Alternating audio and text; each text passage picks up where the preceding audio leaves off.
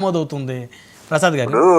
ఇప్పుడు వాళ్ళు ఆ విధంగా కాకి లెక్కలు పిట్టలకు చిలక జోస్యాలు చెప్పుకుని కాలక్షేపం చేయాల్సిందే. ఇందాక రామారావు గారు ఒక మాట అన్నారు, తెలుగుదేశం పార్టీ చంద్రబాబు నాయుడు గారి నాయకత్వంలో చరిత్రలో ఎప్పుడైనా సింగిల్ గా పోటీ చేసి అధికారంలోకి వచ్చినటువంటి పరిస్థితి, వచ్చినటువంటి ఎన్నిక ఉంటే చెప్పని అడుగుతున్నారు.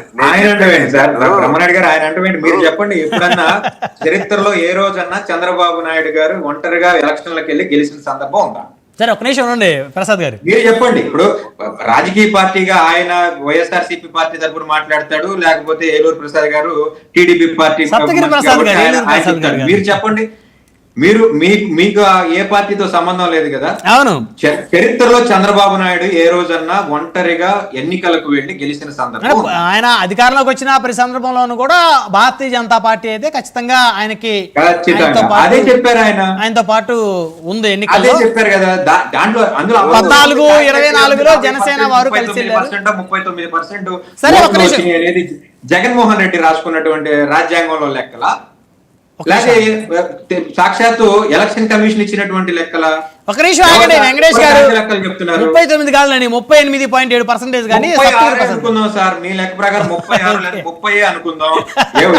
ఎవడింట్లోనో వచ్చి నుంచి రాసిచ్చిన లెక్కల, లేకపోతే ఎలక్షన్ కమిషన్ ఇచ్చినటువంటి లెక్కల, ఎవడ కాకి లెక్కలు చెప్తున్నారు కాదు. 40% వచ్చిందని మీరే అంటారు, మళ్ళీ ఈవీఎంల మీద మాకు నమ్మకం లేదని మీరే అంటారు. ఏదో ఒక దానికి ఈవీఎంలు లెక్కల ప్రకారం, ఎలక్షన్ కమిషన్ లెక్కల ప్రకారం ఎన్ని రోజులు వీవీప్యాట్లు డైవర్ట్ అవుతాము, అది మళ్ళీ మాట్లాడుకుందాము.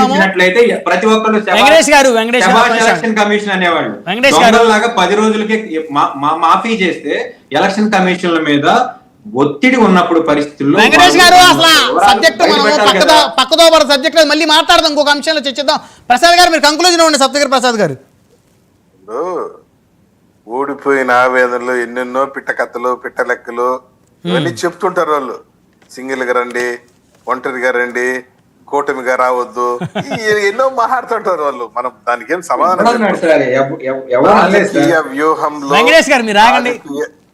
వెంకటేష్ గారు, ప్రసాద్ గారు అంటే వైసీపీ వాళ్ళని మీరెందుకు ఉలిక్కి పడతా ఉంటారు ప్రసాద్ గారు? ఇప్పుడు రాజకీయ వ్యూహంలో, రాజకీయ ఎత్తుగడలో ప్రజా కంటకుల్ని, రాజకీయ ప్రత్యర్థిని చిత్తు చేయడానికి కూటములు కట్టడం, వ్యూహాలు పనడం, ఎత్తుగడలు వేయడం ఇది రాజకీయాల్లో భాగం.